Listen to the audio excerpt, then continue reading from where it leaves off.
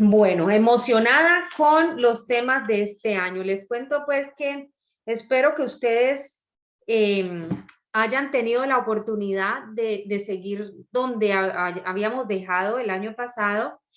Espero que se hayan leído el libro de los Hechos de los Apóstoles.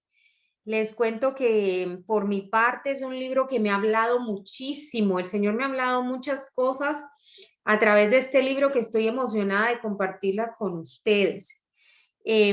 Quisiera de todas maneras que tuviéramos algo de participación en este momento, que no sea esto solamente un monólogo, sino que yo quisiera escuchar de ustedes algo así, sea una cosita pequeñita, de qué recuerdan del libro de los Hechos de los Apóstoles. ¿Qué es ese libro? A ver, Fabiolita, le quita está ¿sin qué? Está sin audio.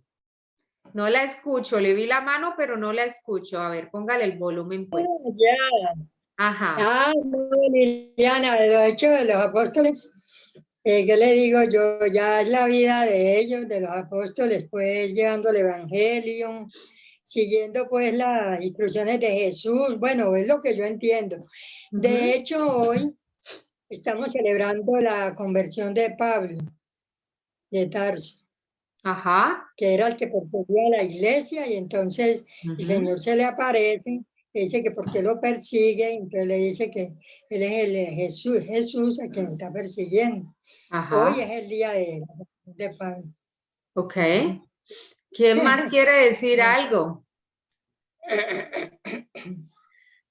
A quién, o sea, algo que de pronto les gustó, o también pueden decir, ay, hay algo que no comprendí, hay algo que me parece muy misterioso aquí, o hay algo que me habló a mi corazón, esto me impactó, o simplemente le gustó una de las historias de allí, o sea, ¿quién quiere decir algo? Por ejemplo, Fabiola compartió la historia de lo de la conversión de Pablo.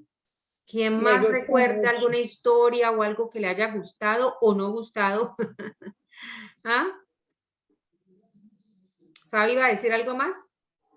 Sí, que a mí me gusta mucho la historia, me parece muy linda porque perseguía a la iglesia, y entonces el Señor le demostró que no era por ahí el camino, sino que tenían Así que es. construir. Ajá, es tremenda. De ahí se sacan muchísimas enseñanzas. De hecho, pues hay una mención de él en lo que vamos a hablar hoy.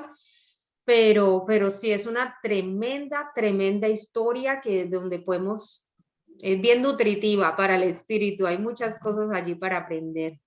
¿Alguien más?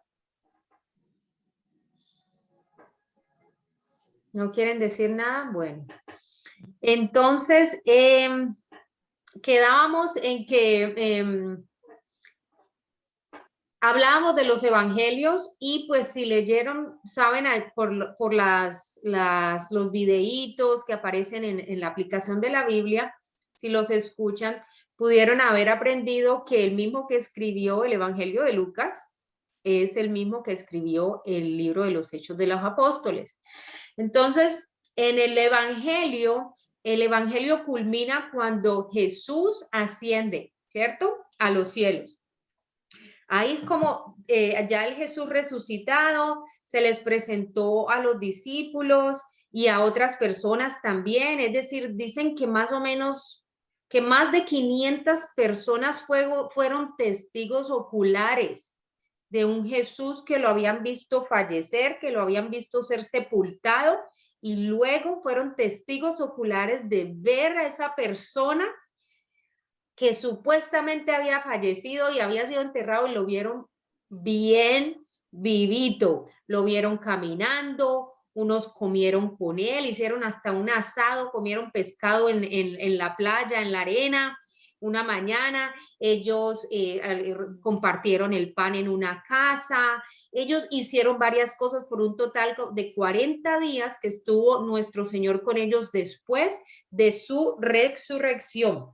Entonces, cositas a destacar acá es de que aquí el Señor les da esas instrucciones, como decía Fabi ahora, les empieza a dar esas instrucciones finales a los apóstoles. ¿Qué fue lo que el Señor más me habló a mí personalmente con el libro de los Hechos, que creo que lo leí 5 veces en estos días? El Señor me mostraba a mí, era cuál es su voluntad con respecto a lo que es una iglesia.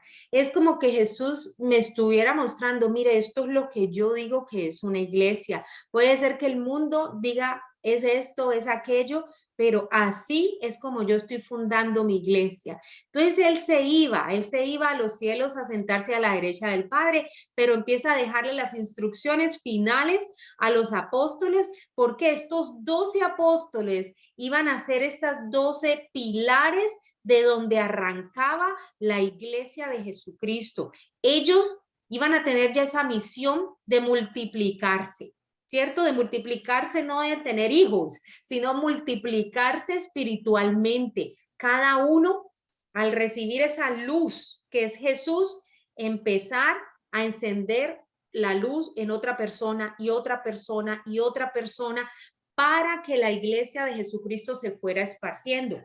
Entonces aquí vemos a Jesús en esos 40 días dándoles el mandamiento a los discípulos, que ¿cuál fue el mandamiento? Básicamente aquí, el de ir. Ir, 2 letras, qué fácil, ir. Él quería que ellos empezaran a esparcir las buenas noticias del evangelio, ¿cierto? Evangelio lo que significa es precisamente buenas noticias. Entonces, lo interesante aquí es que obviamente, imagínense ustedes, transpórtense a esa época, imagínense en los apóstoles, ser testigos oculares de uno. Al principio estaban un poco desilusionados, quizás desconsolados. Se les murió el Señor, al que él llamaban Señor, que ya habían descubierto que era el Mesías, era ese Salvador que había sido prometido por años atrás por los profetas de parte de Dios, y lo ven morir. Ellos estaban confundidos, ellos estaban desilusionados, no entendemos qué pasó, pero si era nuestro Salvador. Jesús les había dicho que ellos había cosas que no iban a poder entender. ¿Y saben ustedes por qué ellos no estaban listos para entender ciertas cosas? ¿Por qué vendría esta desilusión cuando Jesús murió, en vez de simplemente decir, no, él murió, pero sabemos que va a resucitar? No, ellos estaban muy tristes, ellos hicieron duelo, ellos no entendían, se nos fue el que supuestamente nos venía a salvar y se fue, se murió, lo mataron. Nos lo mataron. Entonces, al ver a Jesús resucitado, imagínense la alegría. Es que imagínense ver el poder de Dios reflejado allí. Levantó a Jesús después de estar 3 días en el sepulcro. El milagro tan grande, ustedes y yo lo leemos, lo hemos escuchado, dirán, ay, pero yo ya sé esto de memoria 1000 veces en la iglesia, pero es que uno como que, yo les prometo a las que y Fabiola me preguntó que cómo se meditaba. Ustedes no se han hecho el ejercicio de algún día cerrar los ojos y ponerse a meditar en que Jesús estuvo 3 días muerto y que resucitó. Y la palabra de Dios nos dice, el poder del Espíritu Santo lo levantó entre los muertos. Mediten en esas cosas. El Señor habla cuando uno medita en estas cosas.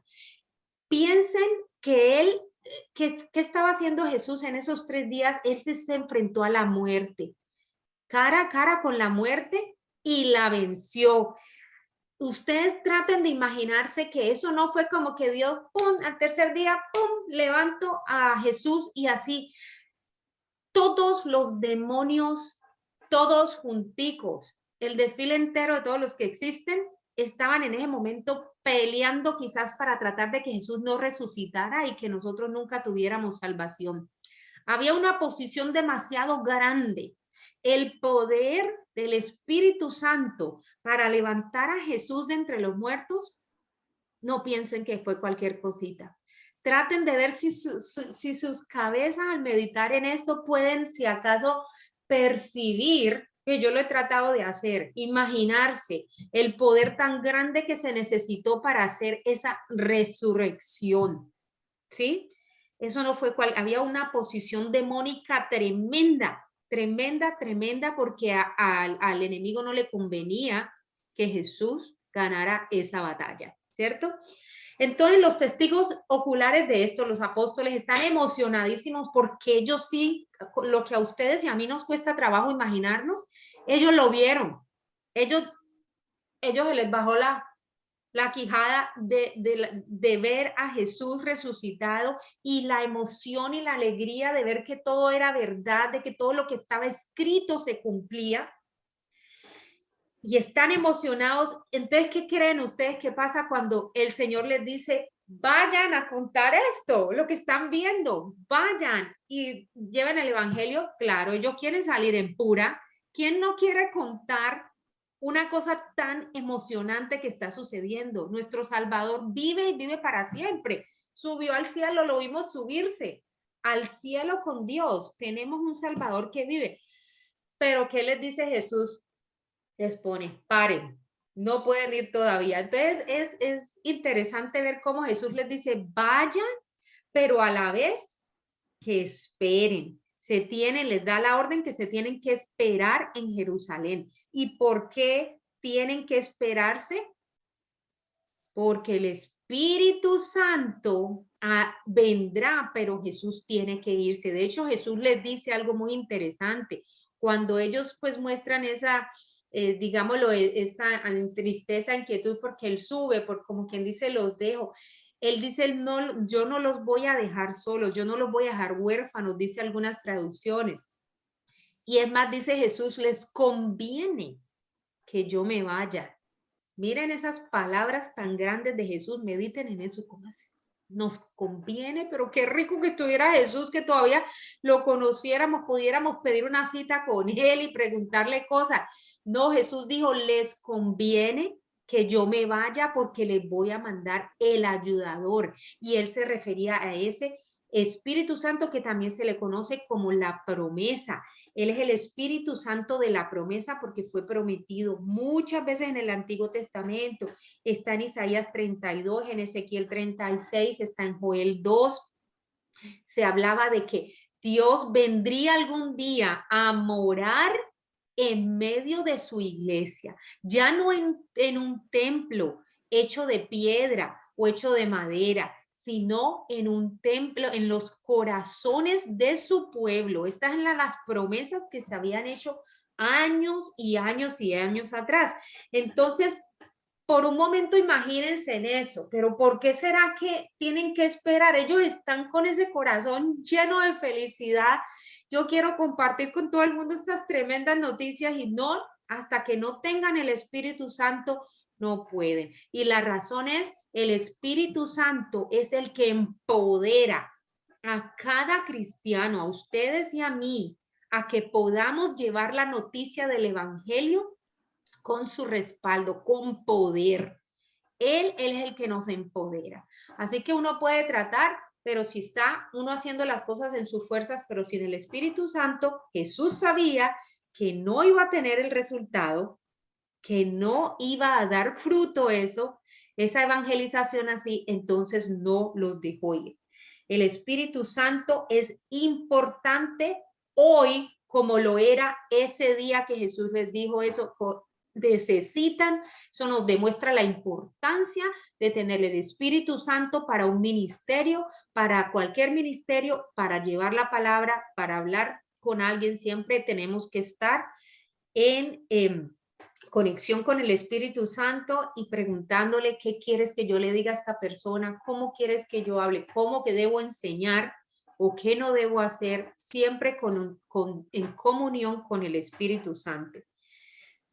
¿Recuerdan la tarjetita que les mandé hace días que decía que la gracia del Señor Jesucristo, el amor del Padre y la comunión del Espíritu Santo estén siempre con ustedes?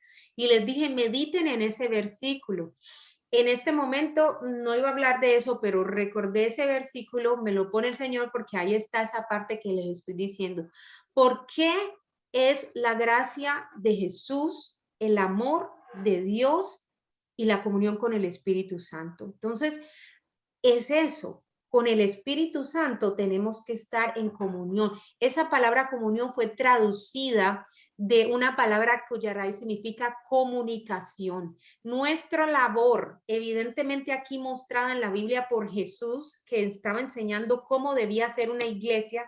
Desde sus principios, él empezó a mostrar cómo quería su iglesia. Estaba claramente mostrando que él se iba, pero que nosotros quedábamos con el Espíritu Santo, que era mejor, que nos convenía más, y es el que con el que tenemos que estar en comunión, quiere decir en comunicación constante. Por eso, como ejercicio, les recomiendo, yo lo estoy haciendo. Yo aquí no estoy para nada pensando que yo sé más que ustedes o que estoy avanzada o de alguna forma o que yo no. Yo lo que les digo que hagan, yo lo tengo que hacer también. Yo trato de que no se me olvide durante el día que el Espíritu Santo está aquí, de no ignorarlo. Uno lo puede ignorar. El Espíritu Santo es una persona. Entonces tenemos que estar en comunión constante con Él, constante en lo que estemos haciendo. ¿Ya? Bueno, eso era un paréntesis allí. Entonces, Él es ese poder, Él nos empodera para poder ser testigos de Jesús. Y Jesús les enseña también en ese momento, en las instrucciones, les dice cómo comenzar su iglesia, hablando, digámoslo así, geográficamente. Si ustedes recuerdan, las que leen la Biblia, Jesús les dice, vayan primero a Jerusalén, luego a Judea, luego a Samaria y luego hasta los confines de la tierra. Entonces, miren, ustedes, no sé, las estudiosas de la Biblia, si se inquietan a buscar mapas de lo que era geográficamente estos sitios en ese entonces. Pero si ustedes miran, era, y si recuerdan del Antiguo Testamento, el reino de Israel se había dividido. Hubo guerra y división entre el mismo pueblo de Dios, entre Israel, y se habían dividido hace muchos años, como por allá por el reino después de Salomón, del hijo de Salomón, creo que fue en Roboán, bueno, no recuerdo exactamente el nombre del hijo de Salomón. Y se dividieron, quedó el reino del norte y el reino del sur. El reino del norte cubría ciertas tribus y el del sur otras tribus. Sabemos que Jesús nació de la tribu de David. Jesús nació, corresponde a la tribu de David y esa está ubicada en el reino del sur. Jesús le da las instrucciones y el reino del sur es Judá, cuya capital es Jerusalén. Entonces miren que Jesús les dice, váyanse a Jerusalén, ahí tienen que esperar el Espíritu Santo. Empiecen a llevar las buenas noticias allí en Jerusalén, después en Judea, es como que dijeran en Medellín y después en Antioquia, ¿cierto? Y después al norte, ¿cuál queda al norte de Antioquia? Y después sí ya en el mundo entero. Entonces, ¿por qué les dice esto? O sea, hay varias formas de interpretar esto, pero una de las formas que a mí me toca es que como ellos eran de allí, de Jerusalén, y les dicen que empiecen por allí. Para mí el Señor está hablando como, empieza por los de tu casa, tu esposo, tu hijo, hija, tu familia, tu círculo inmediato, los que están allí contigo, son los primeros a los que nosotros debemos comunicarle estas buenas palabras. Luego cuando dice en Judea, espárcete ya más, empieza a compartir con los vecinos, amigos, compañeros de trabajo, quizás ya está extendiendo, ¿cierto? Las noticias a eso y luego les dice que vayan a Samaria. Entonces, algo distintivo aquí es que el pueblo de abajo, el reino del sur, era enemigo con el reino del norte, que era Samaria. Samaria había sido gobernado, ese territorio había sido pasado por los reyes que fueron demasiado idólatras. ¿Se acuerdan cuando leímos las historias de los reyes en el Antiguo Testamento? Toda la idolatría, ellos dejaron meter cantidades de religiones, había dioses paganos y prácticas paganas por doquier. Entonces, la idolatría, de hecho, los profetas de Dios regañaron mucho siempre de parte de Dios a Samaria por esa idolatría. Entonces, había esa enemistad tanto que en las épocas de Jesús aún todavía ellos no se hablaban. Por eso fue tan impactante cuando Jesús le habló a la samaritana, porque ella era de allá. Y Jesús le habló y los discípulos quedaron aterrados de que él estuviera hablando a una samaritana. Ah, ¿cómo así? Tanto era así que cuando la gente de Jerusalén tenía que ir a Galilea, había que pasar por Samaria y ellos no hacían eso. Se daban una vuelta, un camino mucho más largo solo por no pasar por Samaria, porque era una enemistad grande. Entonces, les digo que ya aquí Jesús les dice a Jerusalén, a Judea y luego a Samaria. Ah, ¿cómo así que a Samaria? Entonces ya es a la gente de otras religiones. ¿Sí ven cómo ya ahí representa eso? Como Jesús les dice primero su círculo familiar, después ya gente, vecinos, de pronto compañeros de trabajo, gente que te encuentras al azar, pero ya después dice a otras personas, a otras, ya eso incluye otros círculos de otras religiones, de otras prácticas, de otras doctrinas, a nosotros compartirles esas buenas noticias. Y después les dice ya a todos los confines de la tierra. ¿Qué quiere decir nuestro Señor ahí? Ya se incluye, ustedes saben que Dios en las partes, lo que estudiamos del Antiguo Testamento, él había escogido un pueblo y ese fue el pueblo de Israel. Y él quería que ellos fueran diferentes y era su pueblo escogido. Pero cuando ya Jesús viene y dice, y a los confines de la tierra, esto simboliza que Jesús le dio abrió la puerta al mundo entero, a toda raza, a toda lengua, a toda nación. Ya las buenas noticias no eran limitadas a la gente, al pueblo de Israel, sino al mundo entero. Y gracias a eso, ustedes y yo hoy somos beneficiados por eso, porque podemos estar en una relación con Dios. ¿Quién hizo eso posible? Jesús. Eso fue la misión de Jesús. Él abrió esa puerta para que nosotros pudiésemos tener nuevamente una relación con Dios. Yo siempre les menciono, siempre me voy de regreso a Génesis. No sé por qué, pero siempre me voy a Génesis cuando estoy enseñándoles algo. Quiero que recuerden cómo era todo en el principio. En el principio, Adán y Eva estaban en una relación constante, armoniosa, hermosa con Dios Padre, convivían con él y eso nos deja ver que la intención de Dios Padre desde el principio, con la creación de la humanidad, Dios quería una familia y eso era, ellos compartían, como decirse, compartían el tiempo juntos, ellos hablaban con Dios, estaba Dios disponible cuando ellos lo necesitaran y la idea de Dios era que ellos se multiplicaran y como Dios los hizo a imagen y semejanza, que esa imagen y semejanza de Dios se multiplicara, siempre teniendo el espíritu que nos comunicaba con el Padre. Pero como sabemos toda la historia, esa relación se corta cuando el pecado sucedió y son expulsados del jardín de Edén, ya la relación con Dios se perdió porque Dios es santo y donde hay pecado, Dios no podía ya estar en una comunión con ellos. ¿Sí ven? La comunión se separó. Entonces, por eso en el Antiguo Testamento solamente ciertas personas, Dios les dejó que el Espíritu Santo los ungiera para hacer ciertas labores, como lo fue a Moisés, como lo fue a David, pero era solamente una que otra persona, son escogiditos, los podemos mencionar los nombres. En años y años y años, solo ciertas personas tuvieron el Espíritu Santo para cumplir una misión dada por Dios. Pero Jesús hizo posible, cuando Jesús muere, el velo del templo se rasga, simbolizando que el acceso al Padre, Él lo hizo posible, abrió la puerta. Nosotros quedamos de nuevo en comunicación con Dios y al subir Jesús al cielo envía el Espíritu Santo y esa comunión con Dios se restablece. Entonces la comunión que se había perdido en el jardín de Edén se restablece cuando el Espíritu Santo regresa.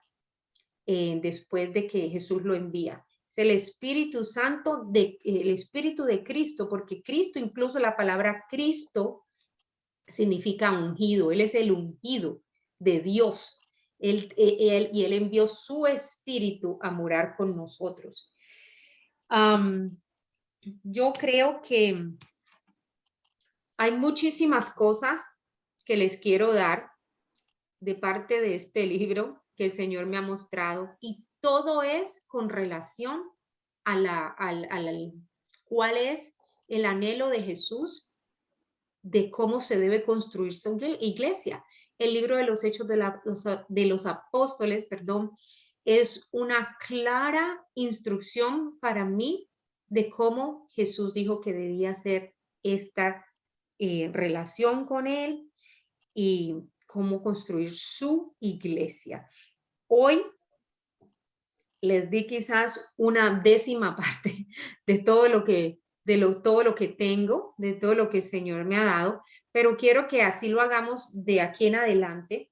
No quiero, como antes que estábamos tratando de dar un resumen pequeño del libro, ¿cierto? Como en una clase, como para brevemente decir qué explicaba el libro. Aquí lo que el Señor me mostró fue esto, y quiero que este mensaje se dé claramente. Así que no quiero bombardearlas con demasiada información hoy. Por hoy la información era sobre ese mandato primero que dio Jesús a los apóstoles, de que fueran, de ir. Y culminando, quiero decirles que como ese fue el mensaje de hoy, y con lo que les dije hace un momento, que piensen de que esto no es específicamente una orden, un comando, un mandamiento para aquellos 12 apóstoles o para algún sacerdote o para algún no. Estos son palabras para todos nosotros, los seguidores de Jesús. Él lo que empezó fue con estos 12 apóstoles, y como les dije, él quería que ellos se multiplicaran. Así que nosotros somos portadores de las buenas noticias, y ya está en nosotros si queremos comunicarlas como Jesús nos está mandando que lo hagamos, ¿ok? Ese es el mensaje para hoy. Hay que ir, ¿ok? Hay que ir y empezar ¿por dónde? Por nuestra casa, por Judea. Después, perdón, por Jerusalén. Después por Judea, Samaria y hasta los confines de la tierra. Amén. Seguiremos entonces con los mensajes del libro de los Hechos hasta lo que nos dure. No voy a poner tiempo. Hoy pienso que está bien aquí terminar por hoy. Y la próxima sigo con lo que tenía acá, y también paramos cuando cada temita es mejor que lo vamos dando así más explicadito en vez de seguir de corrido. Ya no tenemos, ya la Biblia la leímos en el año, y entonces ahorita vamos a masticarla un poquito más, ¿cierto? Amén. Amén. Saludos a la tía.